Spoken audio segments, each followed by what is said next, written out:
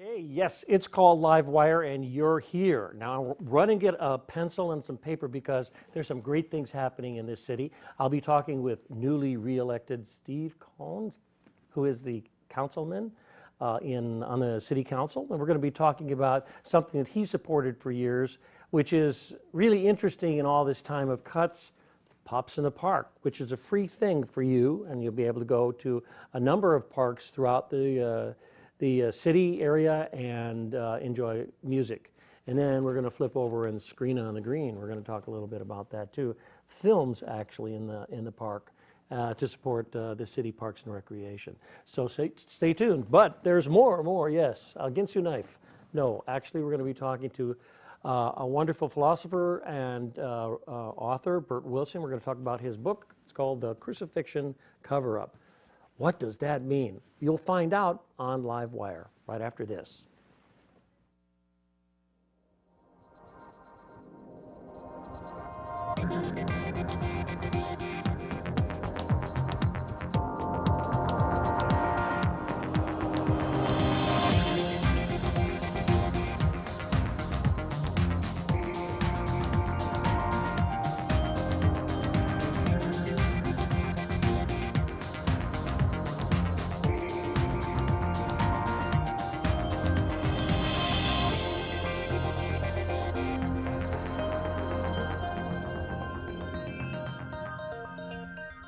Okay, well, congratulations, sir, for being on the city council and having to do all that great work for yet another, is it 4 years? 4-year term, yes. Good, and you've done it since 1994. 94. Good. I'm a glutton for punishment. Well, actually, thank you for your service to the community. You know, I mean, it's important to know that it is work, but it is the good work.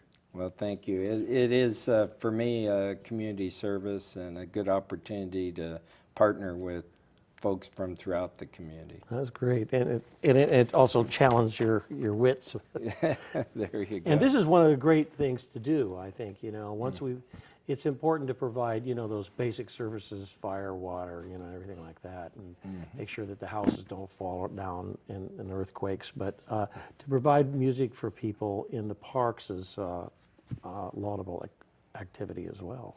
Well, thank you. And actually what's great about Pops in the Park is it brings together all elements of the neighborhood and the community and people working together. And so we really are able to actually raise money for city facilities, for city parks, rather than spend city money. So it's an incredible thing that's come together over the last 15 years. Well, good, because it's interesting you say raise money and also support the parks from falling apart. That's right.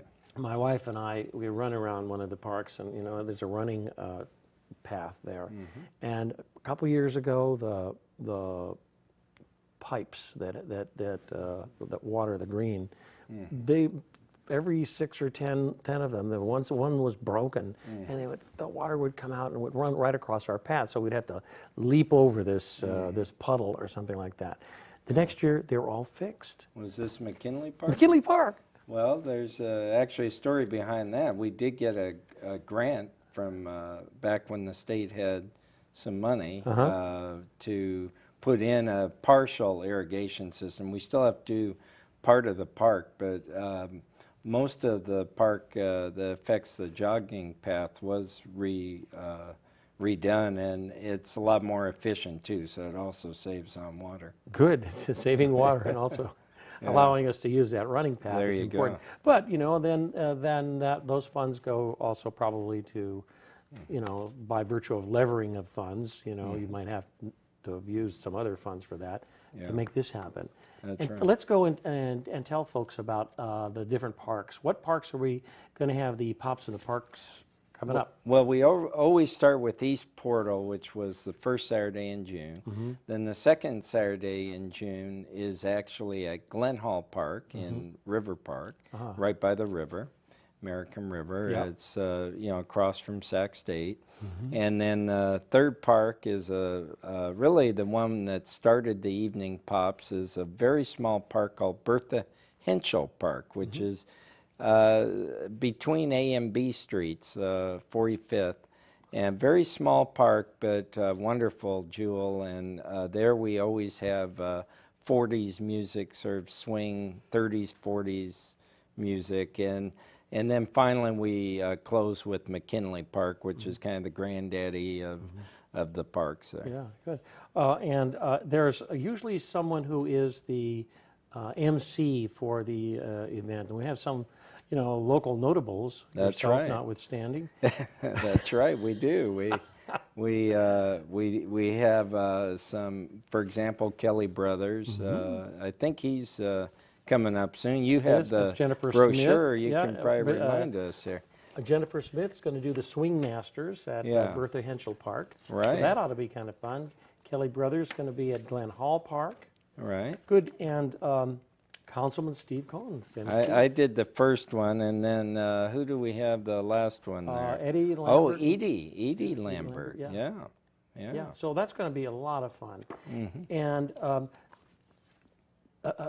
there'll be things to drink and eat there. Oh yeah, we always have local restaurants providing food, and they basically give all the proceeds above their cost to the parks, so it comes right back. And we have Bogle wine, we have a beer and wine garden both. Mark Stein has provided the beer over the years.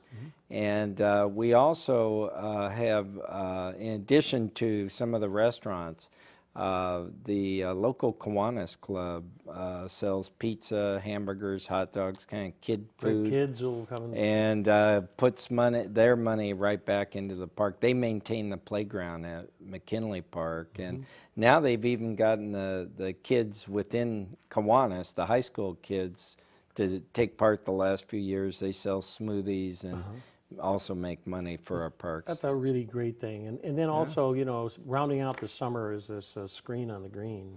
Yes, something we started 5 years ago, and it's really caught on. Now, of course, we trademarked the screen on the green with East Sacramento, but and actually we show in Midtown and North Sacramento now as well. But my colleagues in the other council districts have caught on now, and they're starting to do this in other parts of the city, which is great. That's why I'd like to see this kind of thing. In fact, I talked to some colleagues in Rancho Cordova. They went to a Pops in the Park, loved it so much they started doing concerts out at Rancho Cordova. I know Carmichael has theirs. Elk Grove's had one that actually preceded ours as far as was it Strauss Festival? The Strauss I think. Festival, yeah. So great. it's something that I think everyone in every neighborhood throughout the city and the region really should be exposed to. And of course, I'm very partial to ours here. Sure, yeah. It's really, really lovely, and it sets up we didn't talk about the musicians, which we would be remiss. We would be remiss. We started with Whiskey Dawn last week, which is a great country western band. This week we have a Beatles tribute band called Because. That's it. And then we have the Swing Masters doing, of course, swing music. And we close with one of the favorite local bands, Cue Balls. Rock and roll classics. Oh, they are a classic. People just love to get up and dance. And you see people of all ages, everything from 2 weeks old to 100 years old. And it's harder for the 100-year-olds to get up and dance, but you'll see folks more and out more there. of them are these days. I don't Yeah. understand that. Yeah.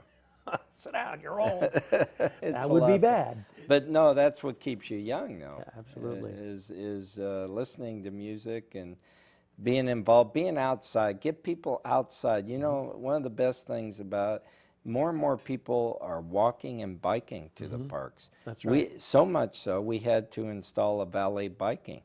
Valet bike, instead of valet parking for cars. Yeah, sure, yeah, it's a great Forget idea. it. We have valet parking for bikes. That's wonderful. Yeah, and we have it at every one. So feel free, bring your bike. You can leave it knowing it'll be safe while you're at the concert. And this is a free event. Absolutely Yeah. free. But it's also supported by these groups. And we only have about 30 seconds, but I do want to say Sutter Health. Yes, the East Sacramento Chamber of Commerce, Wells Fargo, Inside Publications, Mercy Hospital. We also have halls, and then we have our neighborhood. Each of our neighborhood associations in East Sacramento and Midtown are neighborhood sponsors and staff and volunteer the event. Well, it looks like a well put together event. I want to thank you, You Councilman bet. Cohn. Thanks so much for coming. Always a pleasure. All right, good. Okay, Keep it well, alive. Oh, we'll do it. Keep the arts alive too. There you go. All right.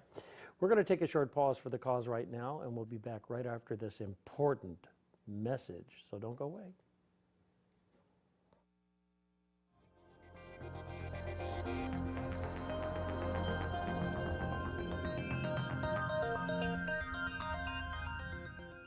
Do you have any messages for your audiences in Sacramento? Support Access Sacramento. I mean, I think Amy is a good reason, and all of the Amy's who are out there, and the Johns and the Clarences and the kids, the grandmas, the moms, the dads. Access Sacramento is about everyone having access. Most people get their information from television. Let's make sure it's a non-corporate lens. Let's make sure it's a lens that belongs to the community. So go to it, Access Sacramento, or I should say, you come to Access Sacramento. Make your own media here. Thanks, Amy.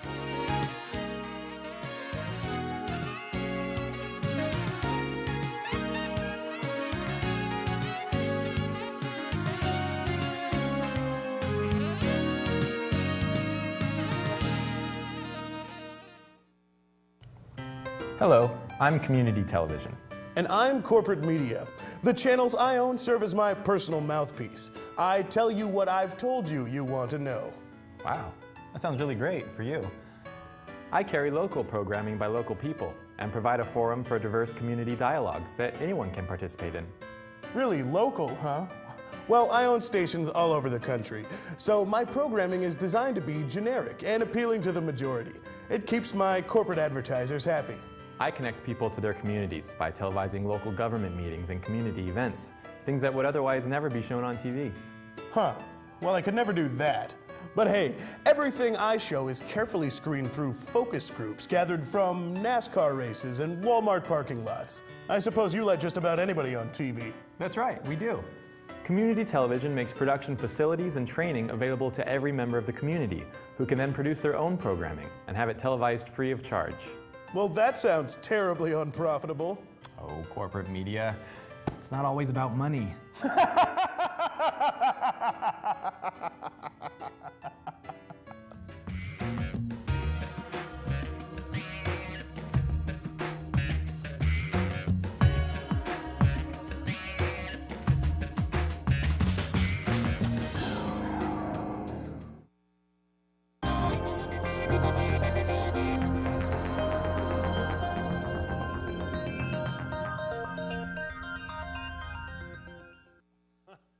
We're back with LiveWire, and with me in the studio is Bert Wilson, who is a writer. He's written a number of books on a number of topics, but one that is really near and dear to him is one that deals with spirituality. Would you call this spirituality? Yes, you can. The crucifixion cover-up.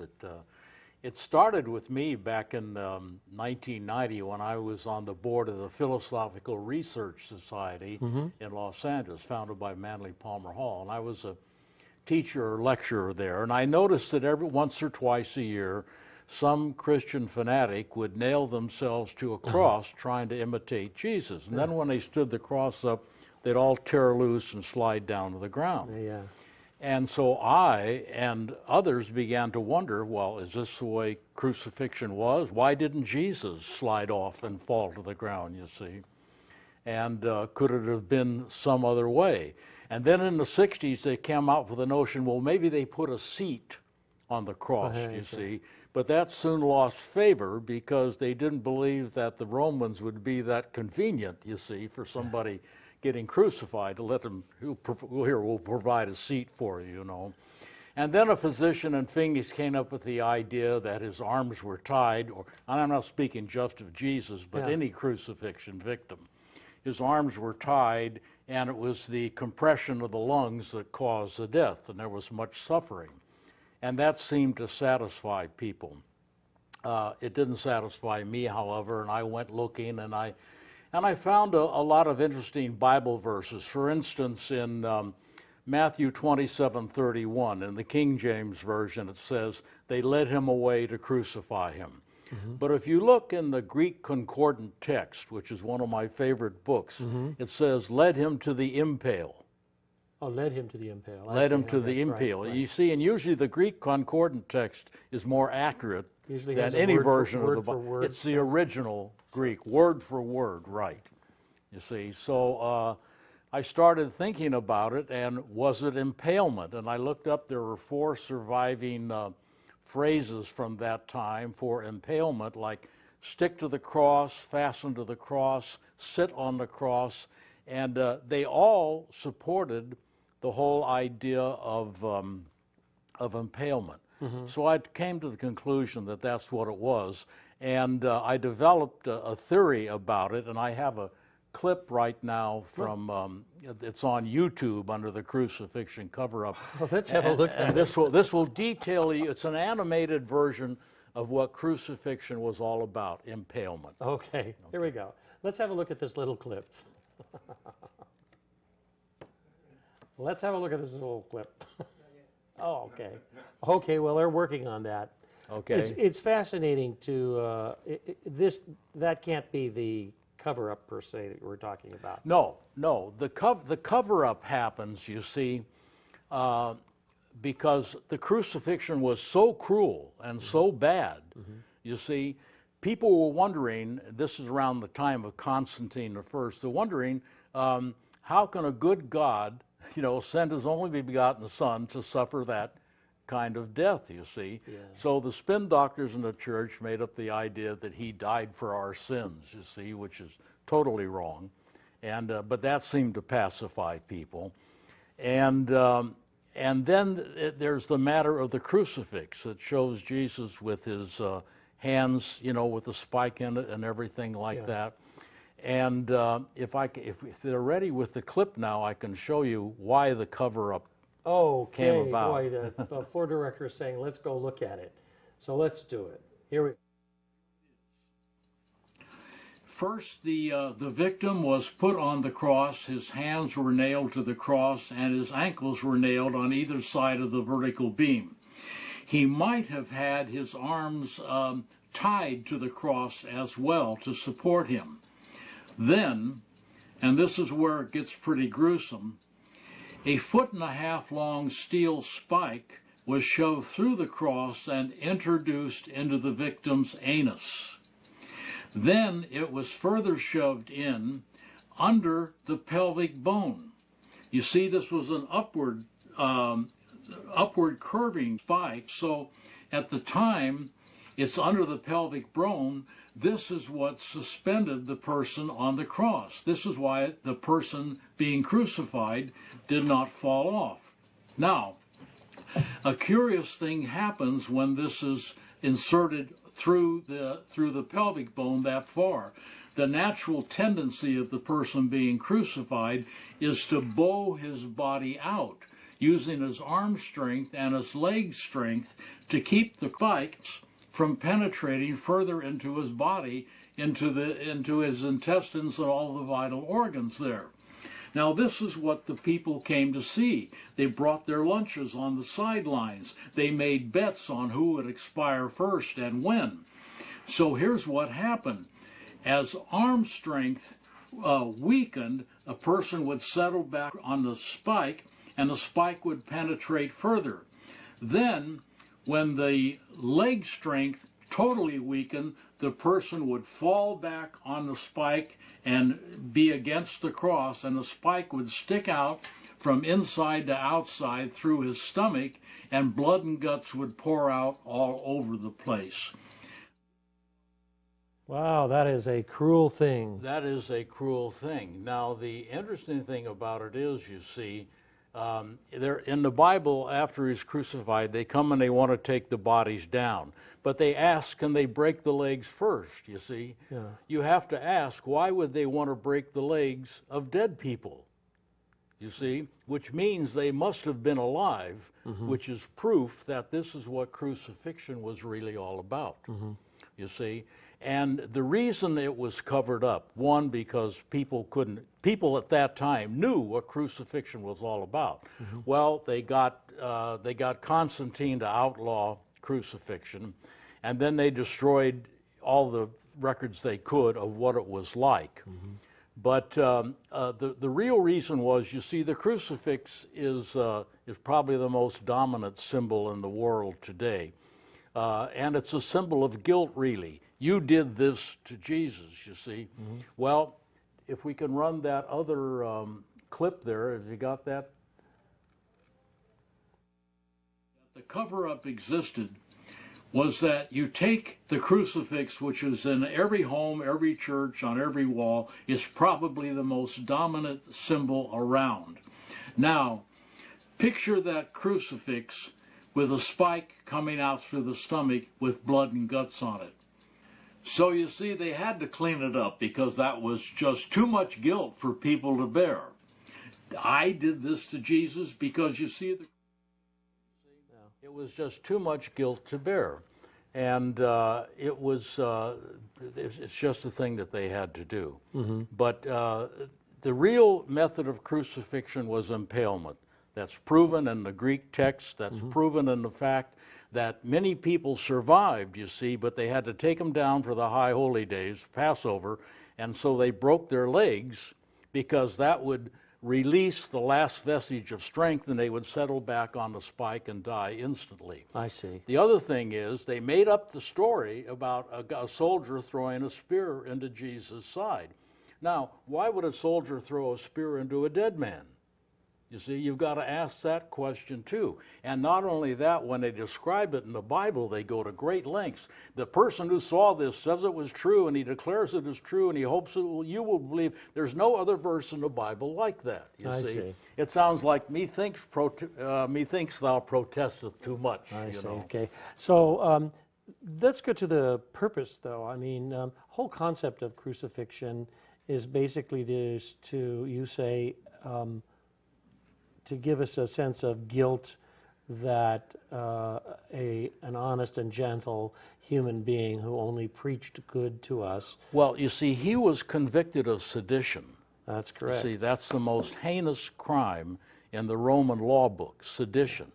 He was a rebel. You see, he taught, and the book goes into this. It describes the Christ is not a man, it's a principle.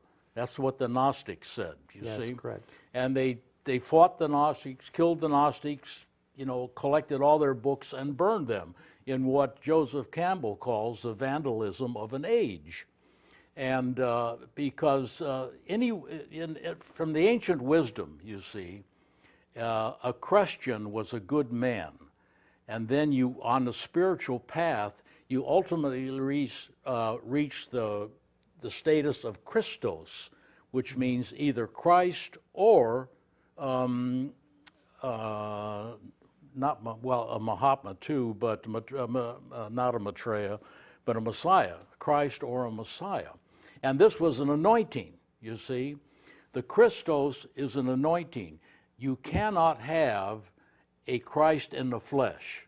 As Madame Blavatsky wrote in The Secret Doctrine, they carnalized Christ.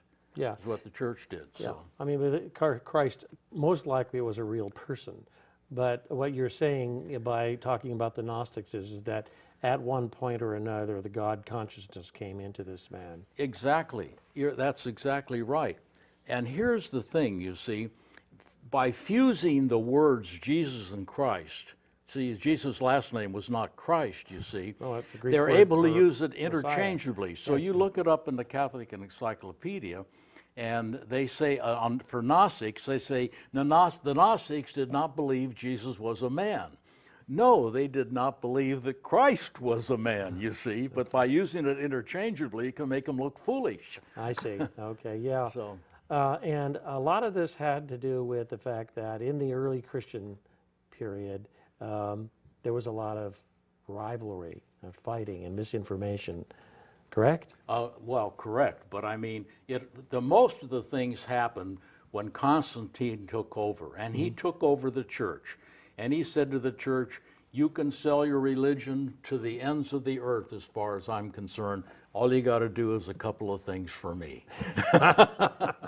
And they Isn't did. it like that? The man that says, Because you see, since time immemorial, people have needed physical images to worship. yes. Because God, you know, if you come right down to it, is infinity. And you see, how are you going to fill the pews of a church by teaching infinity? It won't work. So all ancient religions needed but everybody knew, the inner core knew always that the physical statue was just a symbol of the transcendental reality. That's true. And how would you teach that to people who might not understand it? But there Well, was you somebody didn't. You didn't. But you see, Constantine wanted to use the church to pacify the people. He saw that it's preached, love one another, the meek shall inherit the earth. There would be no sedition. There would be no, somebody rising up, some slave rising up to take over his teaching. He wanted it. He had the army, he had the civil service, and now he had the religion, all three under his control, because he was a Pontifex Maximus, which made him a deified messenger of God. Oh, that's right. So this book, we can get this, where can we buy this? You can buy it at Amazon.com. You can buy it at my website, which is www.ancientwisdomcentral.us. You can buy it at Lulu.com. Most people go to Amazon.com. Amazon.com. Okay, good. And we have 1 minute. Why do you want me to buy this book? Well, it helps in understanding the truth of religion, you see, and where religion has been concocted, actually manufactured, in order to do what? To keep people under the control of the church. I see. You see, after 100 years, even the most pure teaching will have to change in order to keep people interested and keep people supporting the church, and the church by that time has a lot of control, and it's this whole thing that builds up and builds up and builds up. Happens to all religions. I want to thank you very much for coming to talk to me about It's my this book. pleasure. And it's very interesting reading. I've read it, and I find it's a really powerful argumentation. Thank you. All right. All right, well, that's all the time we have, unfortunately, for today. We hope you come back next Wednesday at 5 p.m. for yet another interesting day on LiveWire.